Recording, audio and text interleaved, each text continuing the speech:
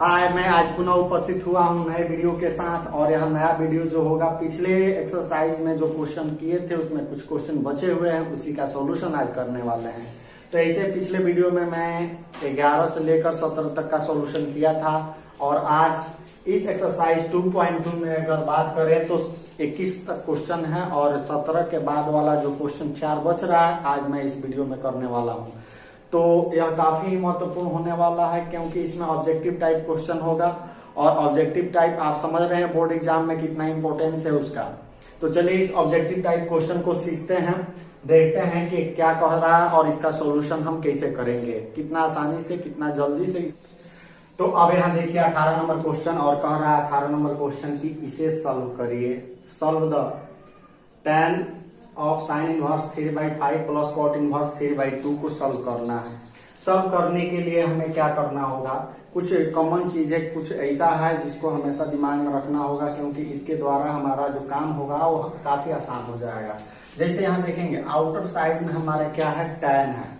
तो tan को exchange करना या इंटरचेंज करना या बदलना काफी थोड़ा सा टफ काम होगा, इसीलिए हम इंटरनल पार्ट को ही tan में बदलते हैं।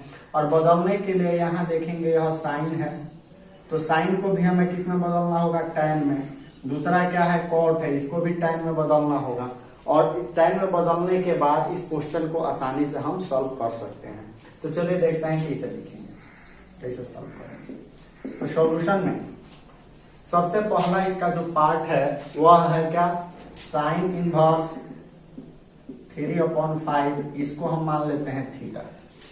जैसे इसको थीटा मानेंगे, नेक्स्ट स्टेप में क्या होगा, अब देखिएगा साइन को दूसरे तरफ ले चलिएगा तो क्या बचेगा, 3/5 इधर बचेगा, उधर बचेगा साइन थीटा।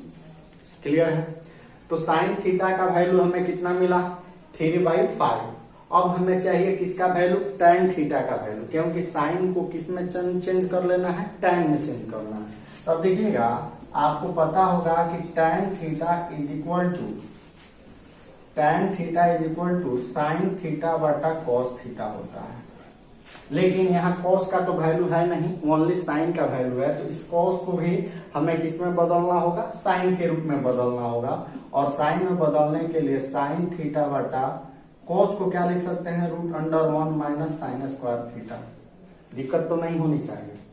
आगे बढ़ जाइए, साइन का वैल्यू कितना है, 3/5 √1 माइनस साइन स्क्वायर थीटा है, अर्थात 3/5 का स्क्वायर होगा तो कितना होगा, चलिए लिख देते हैं इसको, 3/5 का होल स्क्वायर। अब इसका कैलकुलेशन करिएगा तो 3/5 और इसका हो जाएगा आपका 1 माइनस 9/25। अब जैसे कैलकुलेशन करके आगे फिर बढ़िएगा तो 3/5, इसका 25 से 9 जाएगा 16/25 का रूट होगा 4/5। 5 से 5 कैंसिल हो जाएगा और हमें रिजल्ट मिलता है 3/4। यानी tan थीटा का वैल्यू हमें कितना मिला है, 3/4। अब देखिएगा, so theta is equal to क्या होगा, tan को दूसरे तरफ भेजेंगे तो मिल जाएगा क्या, tan इनवर्स 3/4। अर्थात अब देखिएगा थीटा इतना ही के बराबर है और थीटा इतना के बराबर, तो यह दोनों वैल्यू आपस में बराबर हो ही जाएगा ना, होगा। यानी साइन इनवर्स 3/5 को हम लिख सकते हैं tan इनवर्स 3/4 लिख सकते हैं, कोई दिक्कत नहीं। वही काम अब क्या करते हैं, सेकेंड पार्ट जो है हमारा इसमें करते हैं, और सेकेंड पार्ट कहता है कॉट इनवर्स 3/2। तो कॉट इनवर्स 3/2 है, इसका सॉल्यूशन करना है। तो हम क्या लिख सकते हैं, इसको लिख सकते हैं tan इनवर्स 1/3/2, क्योंकि फॉर्मूला होता है कॉट, थ्योरम बताया गया है, थ्योरम को ध्यान रखिएगा, उसका यूज हमें करना ही है। क्योंकि अभी तक तो प्रत्येक क्वेश्चन में थ्योरम का यूज हुआ है, वो फॉर्मूलाज ही माने और उस टूल्स का यूज किया जा रहा है, तो आप उसे दिमाग में रखेंगे, हमेशा याद रखेंगे। तो cot inverse x is equal to क्या होता है, tan इनवर्स 1/x। तो वही ना काम किए हैं, इसको x माने हैं, तो मानिए cot inverse x is equal to tan inverse 1/x है, तो tan इनवर्स 1/x, यही सेम वैल्यू बट फ्रैक्शन में बट्टा में आ गया। आगे कैलकुलेट कर लीजिएगा तो यहाँ मिलेगा tan इनवर्स, इसको उल्टा कर देंगे तो 2/3, अर्थात कॉट का मान इस रूप में आ गया। अब चलिए क्वेश्चन पर हम देखें तो क्वेश्चन क्या है हमारा, since tan of sin inverse 3/5 plus cot inverse 3/2। इसको अगले स्टेप में हम बढ़े, यह हो जाएगा क्या, tan ऑफ sin इनवर्स 3/5 का मान, sin inverse 3/5 is equal to theta, और थीटा इज इक्वल टू क्या आया है, tan इनवर्स 3/4। हम tan में इसलिए चेंज कर रहे हैं, मैं बार बार बोल रहा हूँ कि हमारा बाहर वाला वैल्यू कितना है, बाहर वाला जो फंक्शन है वो tan है, तो फिर उसको भी चेंज करें तो इसको लिख सकते हैं tan inverse 3/4 plus cot inverse 3/2 को हम किस में चेंज कर पाए हैं, कॉट tan इनवर्स 2/3। इसे हम क्या लिख लेते हैं, tan इनवर्स 2/3। कोई डाउट तो नहीं होनी चाहिए। नेक्स्ट यहां हो जाएगा tan ऑफ, अब यहाँ फॉर्मूला क्या होगा, फिर से देखिए tan inverse x plus tan inverse y क्या होता है, बताइए हमें, कमेंट करिए, बताइए कर पाएंगे क्या, आगे कर सकते हैं, यदि नहीं कर पाएंगे तो चलिए मैं बता रहा हूँ। बट अगर यह वीडियो इस तरह से अगर समझ में आ रहा है तो मैं उम्मीद करूंगा आपसे कि इस वीडियो को शेयर करिए और चैनल को जरूर सब्सक्राइब करिए, क्योंकि मैं पूरा एनसीईआरटी का सॉल्यूशन देने वाला हूँ A to Z प्रत्येक क्वेश्चन का, मतलब पूरा एक्सप्लेनेशन पूरा थ्योरी के साथ। इसीलिए चैनल को सब्सक्राइब कर लीजिए और अपने दोस्तों को भी कहिए सब्सक्राइब करें। तो यहाँ क्या है, tan inverse 3/4 plus tan inverse 2/3 है, इसका वही फॉर्मूला लगाइए तो हो जाएगा क्या, कौन सा फॉर्मूला लगना है, tan inverse x plus tan inverse y is equal to tan inverse x plus y upon 1 minus xy। इस फॉर्मूला का यूज करेंगे तो यहाँ क्या हो जाएगा, tan inverse x plus y, x का वैल्यू है या y का वैल्यू है ना, तो जोड़ लीजिए 3/4 अपॉन 2/3, 1 माइनस 3/4 इंटू 2/3। क्लियर है, कैलकुलेट करिए, चाहे तो इस tan से tan को खत्म किया जा सकता है। अब इसका कैलकुलेशन हम करते हैं और कैलकुलेशन करने के बाद हमें मिलेगा, एलसीएम हो जाएगा 12, 4 तिहाई 12, 3 तिरिके 9 प्लस 3 चौका 12, 4 दूना 8, नीचे का हो गया, ऊपर वाला हो गया, नीचे का एलसीएम भी कितना हो जाएगा, 12 हो जाएगा, और यहाँ क्या होगा 12 माइनस 3 दूना 6। इस 12 से 12 को कैंसिल कर सकते हैं तो 9 8 कितना हुआ 17, और नीचे क्या 12 से 6 जाएगा तो 6, यही तो रहा है आपका आंसर। देखिए तो कितना आसान है, इस तरह से आपका 18 नंबर क्वेश्चन का सॉल्यूशन हो गया। अब 19, 20 और 21 यह जो 3 क्वेश्चन होगा मल्टीपल चॉइस होगा, इसका सॉल्यूशन हम कैसे करेंगे और कुछ ट्रिक का भी यूज करेंगे, चलिए देखते हैं। 19 नंबर क्वेश्चन कह रहा है the value of cos inverse cos 7π/6 is equal to, किसके बराबर, यानी कि वह 4 जो ऑप्शन दिए गए हैं किसके बराबर है, इसका सॉल्यूशन हमें करना पड़ेगा, टिक करना पड़ेगा। तो देखा जाए यहाँ जो क्वेश्चन है वह है क्या कि cos इनवर्स cos 7π/6। अब यहाँ देखेंगे एक फॉर्मूला जो हम लोग थ्योरम में पढ़ चुके हैं, और थ्योरम में क्या पढ़े थे बताइए तो, cos inverse cos x is equal to कितना x पढ़े थे, याद है। उसके हिसाब से अगर इस क्वेश्चन को देखा जाए तो क्या हो जाएगा, हमारा आंसर 7π/6 हो जाएगा, जो फर्स्ट ऑप्शन को सही करता है। लेकिन क्या यह सही है, देखेंगे। इसको बताने के साथ साथ मैं एक चीज और बताया था और एक बात पर डिस्कस की गई थी, प्रिंसिपल वैल्यू ब्रांच, याद है क्या आपको। तो आपको पता होगा कि cos इनवर्स का प्रिंसिपल वैल्यू ब्रांच क्या होता है, 0 to पाई होता है। अब आप बताइए यह x का जो वैल्यू यानी 7π/6 जो हमें मिला है वह किसके बीच से आना चाहिए, 0 और 7π/6 के बीच से आना चाहिए। यदि आ जाता है तो ऑप्शन सही होगा, पहला ऑप्शन सही होगा। अगर नहीं आता है तो हमें कुछ करना पड़ेगा, यानी यह ऑप्शन गलत होगा। तो हम क्या करेंगे, थोड़ा देख लेते हैं कि 7π/6 यानी अगर पाई में इसको हम क्या लिख सकते हैं, पाई प्लस π/6, यानी निश्चित रूप से यह पाई से अधिक वैल्यू है, पाई में समथिंग जोड़ने के बाद 7π/6 हुआ। तो इस तरह से हमें देख रहे हैं कि इसके रेंज से बाहर हो जा रहा है, इसके अंदर ना होकर के इससे आउट हो जा रहा है। तो इस तरह से हमारा क्या है, यह क्या हो जाएगा, गलत हो जाएगा। तो गलत होने का मतलब है कि पहला ऑप्शन भी गलत होगा। लेकिन यहाँ देखेंगे, आप जनरली देखेंगे क्या, ये क्वेश्चन देखेंगे और तुरंत फर्स्ट को टिक करेंगे फॉर्मूला के हिसाब से। इसलिए हमें क्या करना है, प्रिंसिपल वैल्यू ब्रांच को विशेष फोकस करना है। अब यहाँ देखेंगे जब सॉल्यूशन की बात होगी तो आखिर इसका सही आंसर क्या होगा, इसको कैसे फाइंड करेंगे। तो यहाँ है क्या, cos इनवर्स cos 7π/6 है। और आपको पता होगा कि cos का जो प्रिंसिपल वैल्यू ब्रांच, cos कहाँ कहाँ पॉजिटिव होता है, फर्स्ट और फोर्थ में। किस किस क्वाड्रेंट में, फर्स्ट और फोर्थ क्वाड्रेंट में पॉजिटिव होता है। तो इस तरह से क्या मिलेगा, cos इनवर्स cos 7π/6 है। इसे हम क्या लिख सकते हैं, cos ऑफ, इस cos 7π/6 को लिख सकते हैं 2π - 5π/6 लिख सकते हैं क्या। तो लिखेंगे, आप देखिए इसमें से इसका कैलकुलेशन करके देखिए इतना हो जाएगा। और नेक्स्ट स्टेप में क्या लिख सकते हैं, अब देखिएगा हम लिखने के पीछे यह रीजन रहा कि इसके टोटल मान इतना के बराबर हो जाएगा।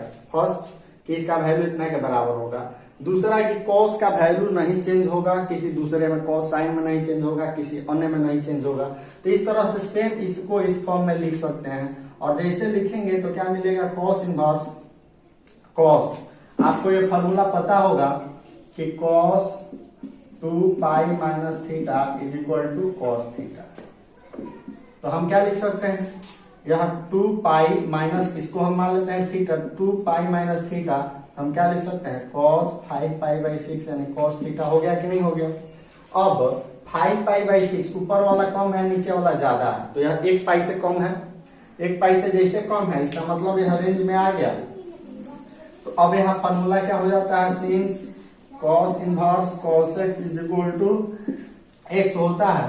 तो इस तरह से हम क्या लिख सकते हैं, 5π/6। और 5π/6 किसके बीच से आता है, 0 और पाई के बीच से आता है, इसीलिए हमारा 5π/6 ऑप्शन सही हुआ। और 5π/6 इसमें कौन सा हुआ, बी नंबर ऑप्शन सही हुआ। तो इस तरह से देखेंगे, यहाँ गलती होने की संभावना बढ़ाने के लिए 7π/6 को फर्स्ट ऑप्शन में दिया है। अब देखेंगे 20 नंबर क्वेश्चन को कैसे सॉल्व करें। देखिएगा 20 नंबर क्वेश्चन क्या कहता है, कह रहा है कि find the value of sine of π/3 minus sine inverse -1/2 का वैल्यू। जब इसका कैलकुलेशन आप करिएगा तो इस चारों ऑप्शन में से कौन ऑप्शन सही होगा उसको टिक करना है। तो कैसे करेंगे, सबसे पहले इसके कैलकुलेशन पर हम फोकस करेंगे। कैलकुलेशन पर फोकस करने के से पहले यहाँ देखिएगा, इसका वैल्यू तो निकाल सकते हैं, लेकिन यहाँ थोड़ा सा कॉम्प्लिकेटेड पार्ट है। तो इसको हम क्या मान लेते हैं, लेट साइन इनवर्स -1/2 = θ। जो प्रोसेस शुरुआती दौर में, शुरुआती के क्वेश्चन में बहुत सारा इस तरह का क्वेश्चन था, उसका सोल्यूशन हम लोग किए थे। तो उसी का यूज करेंगे, साइन को दूसरी तरफ भेजिए तो -1/2 = क्या हो जाएगा, साइन थीटा। फिर क्या है, -1/2 को 1/2 साइन कितना डिग्री का, कितना रेडियन का मान हुआ, तो आपको पता होगा साइन π/6 का = क्या हो जाएगा, साइन थीटा। नो डाउट, कोई डाउट नहीं है। आगे हम क्या लिख सकते हैं, माइनस को साइन माइनस, अब देखिएगा माइनस साइन थीटा, यहाँ फॉर्मूला आपका यूज पुनः करिए, साइन - थीटा = -साइन थीटा। बताया गया नहीं, सिंपल है, साइन - थीटा = -साइन थीटा। तो -sin π/6 को क्या लिख सकते हैं, साइन -π/6 = कितना हो जाएगा, साइन थीटा। फिर देखिएगा, सो थीटा = कितना, -π/6।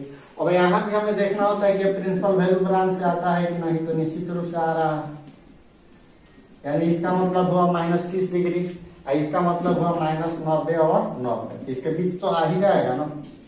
इसके -30 डिग्री -90 और 90 के बीच से आ रहा है। इस तरह से क्या है, यह सही है।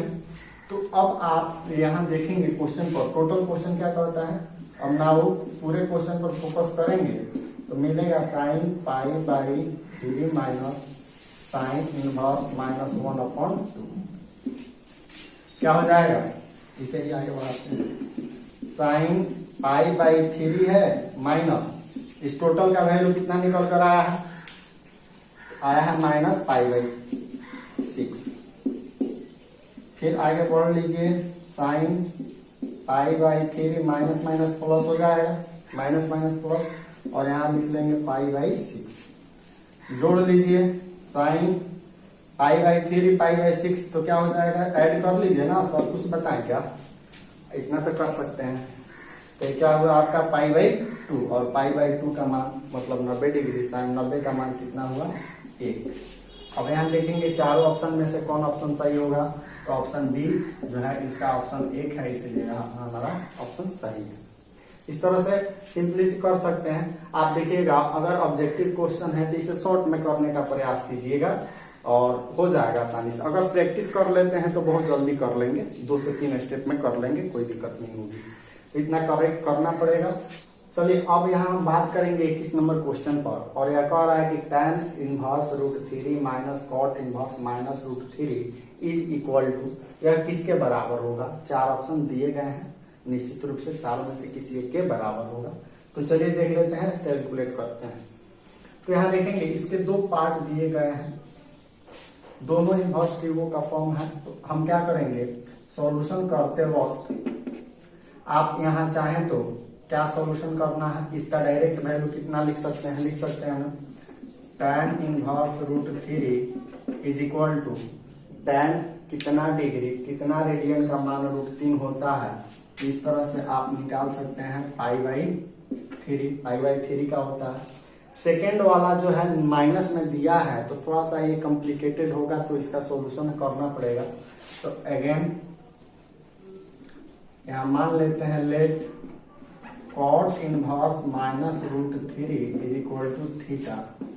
तो क्या हो जाएगा, कॉट को दूसरे तरफ भेजिएगा तो माइनस √3 इज इक्वल टू क्या हो जाएगा, कॉट थीटा, कोई दिक्कत नहीं। फिर माइनस, अब यहाँ √3 कॉट कितना का मान होता है, तो कॉट पाई बाई 6 का मान होता है। हम क्या लिख सकते हैं, cot pi by 6 is equal to cot theta. फिर माइनस को तो हटाना पड़ेगा, तो आपको पता होगा कॉट, यहाँ फॉर्मूला होता है क्या, cot pi minus theta is equal to minus cot theta. तो इस तरह से क्या है, माइनस हटाना है। इसका प्रिंसिपल वैल्यू ब्रांच आपको पता है 0 to पाई होता है। जब प्रिंसिपल वैल्यू ब्रांच 0 to पाई होता है और माइनस को हटाना है, तो इस तरह से माइनस कॉट पाई बाई 6 को क्या लिख सकते हैं, pi minus pi by 6 is equal to cot theta, कोई दिक्कत नहीं। आगे क्या हो जाएगा, कंपैरिजन करेंगे तो थीटा इज इक्वल टू क्या मिलेगा, पाई माइनस पाई बाई 6। इसका कैलकुलेशन भी कर लीजिए, चाहे लिख लीजिए, theta is equal to pi minus pi by 6 is equal to LCM होगा 6 pi minus pi is equal to 5 pi by 6। तो यहाँ सेकेंड पार्ट का वैल्यू हमें निकल कर आया है 5 पाई बाई 6। फर्स्ट पार्ट का वैल्यू निकला है पाई बाई 3। अब जो क्वेश्चन है, जेन्युइन क्वेश्चन है, वो क्या कर रहा है कि tan inverse √3 minus cot inverse minus √3। तो tan इनवर्स √3 का वैल्यू कितना है, देखिएगा इसका भी कैलकुलेशन आप इस तरह से चाहें तो कर सकते हैं, लेकिन वह लेंथी होगा। क्यों, आप आसानी से माइनस में नहीं है, सिंपल जान रहे हैं कि tan कितना डिग्री कितना रेडियन का मान √3 होता है, तो आप लिख लिए। चाहे तो आप लंबा प्रोसेस से भी कर सकते हैं, कोई दिक्कत नहीं है। अब यहाँ देखें, इसका वैल्यू आया है पाई बाई 3 माइनस इसका वैल्यू कितना निकल कर आया है 5 पाई बाई 6। एलसीएम हमारा कितना हो जाएगा 6, 2 3 2 पाई माइनस 5 पाई। 2 पाई से 5 पाई जब सब्ट्रैक्ट करेंगे तो क्या बचेगा, माइनस 3 पाई बाई 6। कोई दिक्कत नहीं है, कोई इशू नहीं है। अब क्या है, कैंसिल आउट कर दीजिए, तो यह 2 अर्थात माइनस पाई बाई 2। अब यहाँ देखिएगा माइनस पाई बाई 2 कौन सा ऑप्शन सही है, अर्थात बी ऑप्शन में माइनस पाई बाई 2 सही है। ऐसे तो अभी आपका आंसर आ गया माइनस पाई बाई 2, लेकिन इसे शॉर्ट ट्रिक से भी हम सॉल्व कर सकते हैं 2 से 3 स्टेप में। एक थोड़ा सा लेंथी प्रोसेस हो गया है, लेकिन अगर ऑब्जेक्टिव क्वेश्चन है तो इसे शॉर्ट में ही करना बेहतर होगा। तो चलिए कैसे होगा, चलिए देख लेते हैं। इसे फटाफट शॉर्ट ट्रिक से 2 से 3 स्टेप में कैसे हम सॉल्व कर पाएंगे देख लेते हैं। आपका यहाँ क्वेश्चन है, देखिए डायरेक्ट क्वेश्चन को ही सॉल्व कीजिए, क्योंकि यहाँ थ्योरी तो देखना नहीं है, डायरेक्ट आंसर से मतलब है। तो हमें वही काम करेंगे, कॉट इनवर्स माइनस √3 है। अब आगे बढ़ा लें, इसका मान कितना होगा बताइए, तो डायरेक्ट वैल्यू बता दीजिए आप, इसका मान कितना होगा। तो इसका मान हो जाएगा आपका π/3 माइनस, अब आपको पता है cot inverse minus x, formula बताया गया है, is equal to pi minus cot inverse x। Theorem है ना, याद है? याद नहीं है तो पुनः देखिए थ्योरम को। इतना के बराबर इतना होता है, तो हम इसे क्या लिख सकते हैं, पाई माइनस कॉट इनवर्स √3 लिख ही सकते हैं। कोई दिक्कत है क्या? माइनस का माइनस, इसके बदले में हम क्या लिख सकते हैं, फॉर्मूला के हिसाब से pi minus cot inverse x, यानी कि x का वैल्यू कितना है, √3 है तो ले लिए हैं। अब आगे बढ़ लीजिए, π/3 minus pi minus minus plus. अब देखिएगा कॉट √3 इज इक्वल टू कितना हुआ, π/6 हुआ कि नहीं हुआ।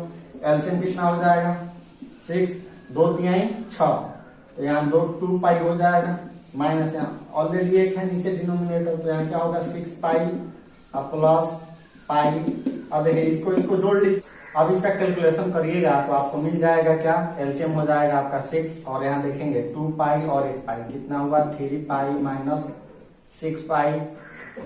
अब यहाँ 3 पाई से 6 पाई को सब्ट्रैक्ट करेंगे, कितना होगा -3 π/6, और यहाँ कैंसिल होगा तो 2, यानी -π/2 तो आ ही गया।